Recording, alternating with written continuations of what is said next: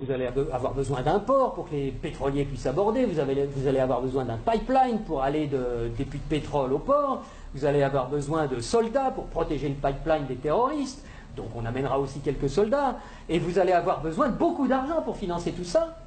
Et à qui vous allez acheter tout ça?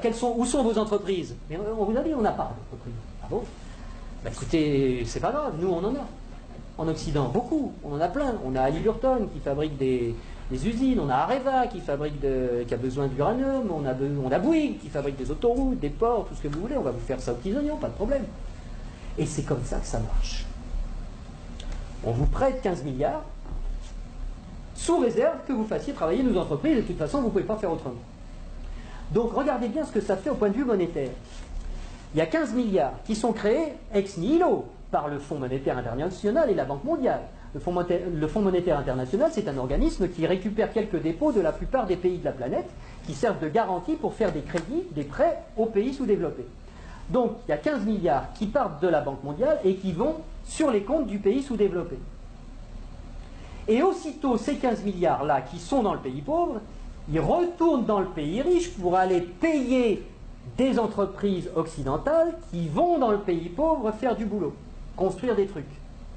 Du point de vue du pays riche, quand vous allez vendre des produits et des services dans un pays pauvre à l'étranger, pour vous, c'est quoi? C'est des exportations ou des importations?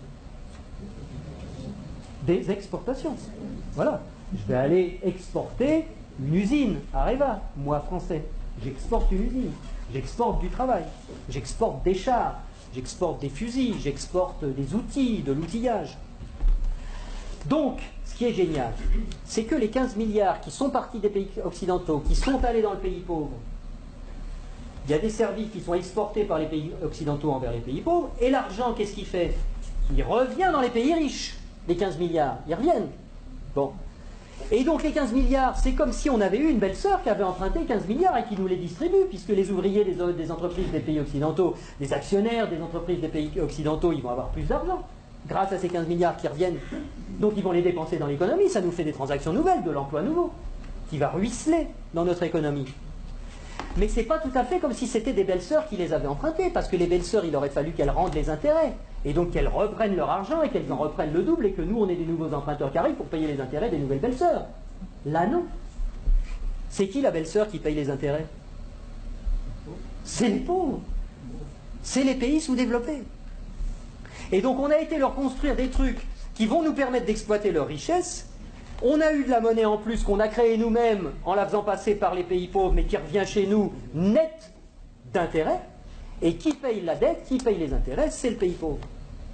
Et ils ont deux solutions. Soit ils empruntent à nouveau le montant des intérêts pour pouvoir nous les rembourser, ce qui double leur dette. C'est pour ça que des fois vous entendez des présidents de pays sous-développés qui disent « Mais c'est pas possible, on l'a déjà payé 15 fois la dette, comment ça se fait qu'il faut qu'on paye encore ?» C'est parce qu'ils ne peuvent pas la créer. C'est parce que pour rembourser des dollars, il faut qu'ils les empruntent. Puisqu'il n'y a que nous, les Occidentaux, qui peuvent créer des dollars pour les endetter. Et donc, soit ils empruntent pour continuer à payer leurs intérêts, soit ils vendent leurs ressources pour presque rien. Ce qui nous permet à nous d'avoir le niveau de vie qu'on a. Et d'avoir les ressources des pays sous-développés, qu'on a bien choisis parce qu'ils étaient riches en ressources dont on a besoin, et d'avoir le niveau de vie qu'on a, et d'avoir de l'essence pas chère, et d'avoir des iPhones pas chers, etc. C'est grâce à ça.